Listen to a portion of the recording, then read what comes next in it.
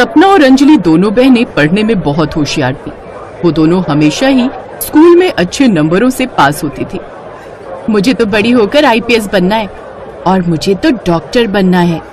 उन दोनों बहनों को पढ़ने का बहुत शौक था, लेकिन उन दोनों को सपोर्ट करने के लिए उनके घर में केवल एक उनकी माँ ही थी। हाँ, मेरी बच्चियों, अच्छे से पढ़ाई करो, एक दिन तुम दोनों का सपना जरूर पूरा होगा। अरे रहने दो सुनीता, क्यों उन दोनों को बेकार के सपने दिखा रही हो? और वैसे भी पढ़ लिख कर इन्होंने करना ही क्या है? मैं तो कहता हूँ इन्हें चूल्हा चौके का काम सिखाओ, कल को ससुराल जाएंगी तो काम आएगा। लेकिन ये सुनकर सुनीता ने कहा, सुनिए जी, जमाना बदल गया है, अब पढ़ाई लिखाई का जमाना है, इन दोनों को स्कूल तो जाने दीजिए। सुनीता के कई बार कहने पर उसके पति मनोहर ने उन दोनों को स्कूल भेजना शुरू किया था। वो दोनों बहनें स्कूल में अच्छी पढ़ाई कर रही थी, हमेशा फर्स्ट आती थी। ऐसे ही समय बीता और अब उन दोनों ने 12वीं की कक्षा पूरी कर ली। जैसे ही उनके 18 साल पूरे हुए, उन तीनों के पिता ने कहा, अब इनकी शादी करवानी होगी, इनके लिए कोई लड़का ढूंढना होगा। लेकिन बाबा, अभी तो हमें आगे पढ़ाई करनी है। हाँ बाबा। फिर कुछ दिनों बाद सुनीता का बीपी हाई होने से उसके सर की नस फट गई और उसकी मौत हो गई। ऐसे ही समय बीता। 2 महीने बाद मनोहर का बड़ा भाई उनके घर आया। अरे तूने ही अब तक अपनी बेटियों को कवारा बैठा रखा है, नहीं तो अपने गांव में सबकी शादी 18 होते पूरी हो जाती है। अब बिन माँ की बच्चियां हैं, कहीं ऊंच नीच हो गई तो जल्दी से इनके लिए लड़का देख और इनके हाथ पीले कर दे। अपने बड़े भाई की बात सुनते ही मनोहर ने उनके लिए लड़का देखना शुरू कर दिया और फिर एक ही परिवार में दोनों बहनों की शादी तय कर दी। लेकिन बाबा, ऐसे तो हमारी ख्वाहिश अधूरी रह जाएगी, हम शादी करके क्या ही कर पाएंगे। नहीं अंजलि, ऐसा नहीं सोचते। ऐसी भी कई लड़कियां हैं जो शादी के बाद पढ़ाई करती हैं और अपना करियर बनाती हैं। हम दोनों शादी के बाद पढ़ाई करेंगे और सरकारी नौकरी हासिल करेंगे। अपने बाबा के कहने पर उन दोनों ने शादी कर ली, लेकिन पढ़ाई की वजह से उनकी माँ ने कभी उनसे ज्यादा काम नहीं करवाया था, जिस कारण वो दोनों काम में इतनी माहिर नहीं थी। इसलिए अक्सर अपनी सास के ताने वो सुनती रहती। एक रोज उनकी सास, देखो, जितना भी पढ़ना था शादी के पहले पढ़ लिए, अब आगे की पढ़ाई करने की कोई जरूरत नहीं। इस घर में ये सब नहीं चलता, ये सब छोड़ो और अब घर संभालो चुपचाप से। लेकिन उन दोनों के मन में तो कुछ और ही चल रहा था। 2 दिन बाद उनकी सास सुलोचना अपनी सहेली के घर जाती है। अंजलि, माँ जी घर पर नहीं है, चलो जल्दी से यूनिवर्सिटी चलकर फॉर्म भराते हैं। हाँ, ये ठीक रहेगा। वो दोनों जल्दी से यूनिवर्सिटी जाती हैं और फॉर्म भराती हैं, साथ ही किताबें भी ले आती हैं। वो किताबें उन्होंने अपने बैग में छुपा ली, लेकिन जब वो घर पहुंची तो उन्होंने देखा उनकी सास सुलोचना सामने खड़ी है। कहाँ गई थी तुम दोनों? माँ जी, वो हम बाजार गई थी कुछ सामान लाने के लिए। दिखाओ तो क्या सामान लाई हो। लेकिन तभी बाहर से उसकी पड़ोसन उसे कीर्तन के लिए बुलाने आ जाती है। सुलोचना उसके साथ चली जाती है और इस तरह वो बच जाती है। उन दोनों के पति ज्यादातर काम के सिलसिले में बाहर ही रहते, इसलिए दोनों को अपने अपने कमरे में बैठकर पढ़ाई करने का मौका मिल जाता है। अब उन दोनों ने दिन रात मेहनत शुरू कर दी। दूसरी तरफ मनोहर ने अपनी बेटियों की शादी के लिए बहुत सारा कर्ज जमींदार से उठा रखा था, जिसको न चुकाने के कारण जमींदार ने उसकी जमीन पर कब्जा कर लिया, साथ ही उसे घर से निकाल दिया। इन बेटियों को ब्याहने के चक्कर में मैं आज सड़क पर आ गया। उधर उन दोनों बहनों ने अपने सपने पूरे करने पर जोर लगा दिया। फिर कुछ दिन बाद वो दोनों एक साथ गर्भवती हुई। फिर एक रोज जब उनका एडमिट कार्ड घर पर आया तो चपरासी वो कार्ड उनकी सास के हाथ देकर चला गया। अच्छा, तो ये दोनों पढ़ना चाहती हैं। अपने बेटों को ये बात बताती हूँ, तभी उनकी अक्ल ठिकाने आएगी। शाम को सुलोचना ये बात अपने दोनों बेटों को बताती है। बड़ी चर्बी चढ़ी है ना तुझे पढ़ाई करने की? पढ़ लिख कर नौकरी करनी है क्या? हम पढ़ लिख कर सरकारी नौकरी करना चाहते हैं। अरे पागल हो गई हो क्या दोनों? सरकारी नौकरी कोई बाजार में मिलने वाली चीज नहीं है जो गई और खरीद ली। अच्छे अच्छे पढ़े लिखे लोगों के जूते घिस जाते हैं। आई बड़ी सरकारी नौकरी करने वाली। उन दोनों के पति उनकी खूब पिटाई करते हैं और उन्हें घर से निकाल देते हैं। वो दोनों अपना एडमिट कार्ड, किताबें, कुछ सामान साथ में लेकर घर चली जाती हैं। अब हम क्या करें अंजलि? अब हमारे पास पढ़ने के अलावा और कोई रास्ता नहीं है। अब हमें वो हासिल करना ही होगा जो हम चाहती हैं। फिर फुटपाथ के पास उन्होंने अपनी साड़ियों से घेर कर एक झोपड़ी बना ली और वहां बैठकर पढ़ने लगी। दिन में वो भीख मांगकर गुजारा करती और शाम के बाद से स्ट्रीट लाइट की रोशनी में पढ़ने लगी। ऐसे ही कई दिन बीत गए। जब उन दोनों ने सिर्फ पानी पीकर अपना पेट भरा लेकिन पढ़ना नहीं भूली। फिर उनके फर्स्ट सेमेस्टर के एग्जाम हुए, जहां उन दोनों ने पूरे कॉलेज में टॉप किया। कॉलेज के प्रिंसिपल को उन दोनों की कहानी पता चली। उन्होंने दोनों बहनों से कहा, आज से तुम दोनों कॉलेज के हॉस्टल में ही पढ़ोगी और खूब मन लगाकर पढ़ना। अब मैं भी तुम दोनों की उड़ान देखना चाहता हूँ। सच में प्रिंसिपल साहब, आपका बहुत बहुत शुक्रिया। अब से वो दोनों हॉस्टल में ही रहने लगी। साथ ही वहां थोड़े बहुत काम भी करने लगी, जिससे उन्हें 2 वक्त का खाना भी मिलने लगा। कुछ समय बाद दोनों बहनों ने बच्चों को जन्म दिया। अंजलि ने बेटे और सपना ने बेटी को जन्म दिया। अब वो अपने बच्चों की भी देखभाल करती, साथ ही पढ़ाई जारी रखी। ऐसे उन दोनों ने कॉलेज पास कर लिया। अब बारी थी उनके बचपन के सपने को पूरा करने की। अंजलि ने डॉक्टरी और सपना ने आईपीएस का एंट्रेंस एग्जाम दिया। वो दोनों सेलेक्ट तो हो गई, लेकिन कॉलेज खत्म होने के कारण अब उनको हॉस्टल छोड़ना पड़ा और एक बार फिर वो फुटपाथ पर आ गई और वहीं पर बच्चों को कोचिंग भी देने लगी। साथ ही अपनी पढ़ाई करती रही। ट्यूशन से मिले पैसों से वो अपने बच्चों को पालने लगी और अपनी पढ़ाई का खर्च उठाने लगी। कुछ समय बाद एग्जाम देकर उनको अपनी मंजिल मिल गई। दोनों को सरकारी नौकरी मिल गई। अंजलि डॉक्टर बन गई और सपना आईपीएस। आखिरकार हमारा सपना पूरा हो गया। इसे पूरा करने के लिए हमने कितनी मेहनत की। आपका बहुत बहुत शुक्रिया भगवान। उधर उनके दोनों पतियों की फैक्ट्री में आग लग गई और उनका काम छूट गया। जो घर था उसे कर्जदारों ने ले लिया। अब वो सड़क पर आ गए। एक रोज दोनों बहनों ने भंडारा करवाने की ठानी।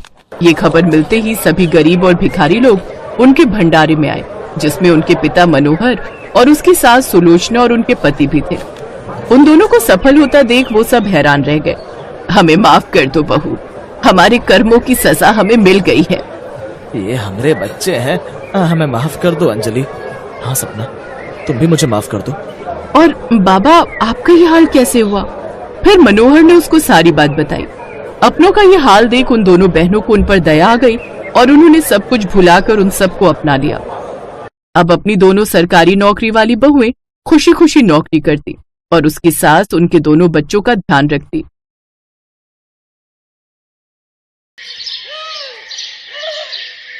शीतल एक डॉक्टर थी और विनय एक कंपनी में नौकरी करता था।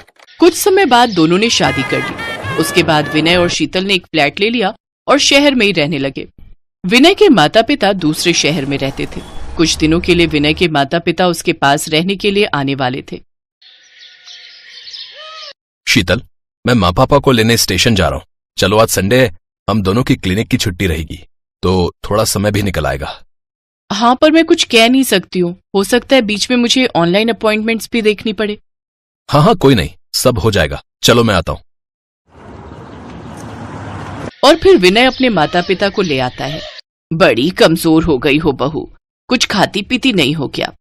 कहाँ माँ जी, मेरा तो वजन बढ़ गया है। मैं तो वजन कम करने की कोशिश कर रही हूँ। आप क्या लेंगी माँ जी? वो मेरी 2-3 अर्जेंट अपॉइंटमेंट है एक वीडियो कॉल पर कुछ पेशेंट देखने। उसके बाद मैं नाश्ते में कुछ बना लूंगी। अरे बहू, हमारी चिंता मत करो, हम कुछ भी खा लेंगे भाई। तुम जो है काम करो। अच्छा? हाँ हाँ, तुम चिंता मत करो बहू, और कुछ बनाना होगा तो मैं बना लूंगी। शीतल अपने रूम में चली जाती है। माँ, क्या बना रही हो? बेटा, ये आलू रखे थे, इनकी आलू टमाटर की सब्जी बनाई है। बस अब पूड़ियां तलनी रह गई हैं। सोचा आज तुम दोनों की इतवार की छुट्टी है तो बढ़िया नाश्ता होना चाहिए। बहू बेचारी भी तो काम में लगी रहती है, आज मेरे हाथ का गर्मा गर्म नाश्ता करेगी। माँ, पूड़ी और शीतल वो इतना ऑयली खाना बिल्कुल नहीं खाती, और तो और वो मुझे भी नहीं खाने देती। अरे कोई बात नहीं, एक दिन खाने से कुछ नहीं होता। मैं अपने हाथों से खिलाऊंगी तो मेरी बहू जरूर खाएगी। हाँ हाँ, कोई नहीं, सब हो जाएगा। चलो, मैं आता हूँ। लीला नाश्ता तैयार करके टेबल पर लगा देती है। कुछ देर बाद शीतल कमरे से बाहर आती है। हो गया बहू काम, आओ नाश्ता कर लो। मैंने नाश्ता तैयार कर लिया है। नाश्ता आपने बना भी लिया? मुझे थोड़ा टाइम लग गया। आपको सब्जियां मसाले वगैरह सब रसोई में मिल गए थे ना? विनय पोहा ऊपर की अलमारी में रखा था। तुम्हारी सास ने नाश्ते में पोहा नहीं, पूरी आलू बनाए हैं भाई। हाँ बहू, पोहा तो तुम लोग रोज खाते हो। आज तुम्हारी छुट्टी है तो मैंने सोचा कुछ अलग सा नाश्ता बना लेती हूँ। मैं गरम गरम पूड़ी निकाल कर ला रही हूँ, तुम और विनय बाबूजी के साथ बैठकर नाश्ता कर लो। माँ जी, पूड़ी बहुत ऑयली होती है, अगर मैंने खा ली ना तो पूरा दिन काम नहीं कर पाऊंगी। शीतल देखती है कि उसकी बात से उसके सास ससुर बुरा मानने वाले हैं, तो वो बात को बदल देती है। अच्छा ठीक है माँ जी, बस एक पूड़ी देना, मैं ज्यादा नहीं खाती हूँ।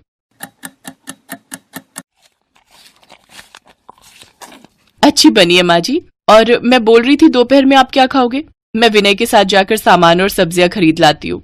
अरे तुम आराम करो बहू, मैं और तुम्हारे बाबूजी चले जाएंगे, हमारा थोड़ा टहलना हो जाएगा। हाँ हाँ बहू, यहाँ के बाजार तो मैं अच्छे से जानता हूँ। विनय बेटा, हम लोग ले आएंगे, तुम अपना जो भी कोई जरूरी काम है वो निपटा लो। एक ही तो छुट्टी मिलती है तुम दोनों को। क्या हुआ पापा, ठीक तो हो? बाबूजी क्या हुआ, मुझे बताइए। पता नहीं, बेचैनी सी हो रही है। आज तुमने अपनी बीपी की दवाई नहीं खाई होगी, तभी ऐसा हुआ है। लीला बस खाने जा ही रहा था, अभी तो नाश्ता किया। तुम जानती हो, नाश्ता करके ही तो दवाई लेता हूँ। माँ बाबूजी को बीपी की दवाई दे दो, इनका बीपी ज्यादा आ रहा है। अचानक एकदम कैसे बीपी बढ़ गया पापा? शीतल, तुम इस बारे में कुछ बता सकती हो? कोलेस्ट्रॉल और बाबूजी का ये बढ़ता हुआ वजन, ये दो कारण तो मैं अभी बता सकती हूँ। बाबूजी, आपको अपने खान पान पर बहुत ध्यान रखना होगा, ऐसे काम नहीं चलेगा। आपका ब्लड प्रेशर बहुत ज्यादा है, मैंने एक इंजेक्शन दे दिया, इससे कंट्रोल हो जाएगा। हाँ बहू, अब ठीक लग रहा है। बाबूजी, अब डॉक्टर बहू के घर आयो, डॉक्टर बहू की रसोई में खाना बनेगा तो डॉक्टर बहू के हिसाब से ही बनेगा। माँ जी, अब आप भी अपने खान पान पर कंट्रोल कर लो, नहीं तो आगे चलकर बहुत प्रॉब्लम हो जाएगी। ठीक कह रही हो बहू, एक काम करते हैं, तुम मुझे बताओ रसोई में क्या क्या बनाना है, मैं तुम्हारे बाबूजी के लिए और सबके लिए वही बना दिया करूंगी। ठीक है माँ जी, चलो फिर मैं और आप आज बाजार चलते हैं और कुछ घर के लिए हेल्दी सामान खरीद कर लाते हैं। शीतल कुछ देर बाद वो अपनी सास को लेकर बाजार जाती है और सारा सामान खरीद कर घर लौटती है। इतना सारा सामान खरीद लिया बहू, सच तुम्हारे साथ आज बाजार में बहुत अच्छा लगा। तो ठीक है, हम हर संडे एक साथ मार्केट चला करेंगे। नमस्ते दादी, कैसे हो? अरे मेरा प्यारा बच्चा अंकुर, मेरा लाडला, तू कब आया? दादी बस अभी आए, मम्मी पापा भी आए हैं। नमस्ते ताई जी, कैसी हो शीतल? मैंने सुना आप आए हुए हैं तो मिल आती हूँ, आज इनकी भी छुट्टी थी। अच्छा किया भाभी, बहुत समय से आप लोगों से मिलना भी नहीं हुआ था, हम लोग भी बिजी होते हैं और आप और भैया भी। आप लोग बैठो, मैं ये सामान रख दूं। नमस्ते ताई जी, कैसी हो? मैं ठीक हूँ अजय बेटा, बहुत अच्छा लगा तुम लोग मिलने आए। नीलम और अजय लीला की जेठानी के बेटा बहू थे जो उसी शहर में रहते थे। दिक्कत तो मेरे भी बहुत रहती है शीतल, डेली एसिड बनता है, जरा सा कुछ खाता हूँ कि एसिड बन जाता है, जलन रहती है, सीने में बहुत परेशानी होती है।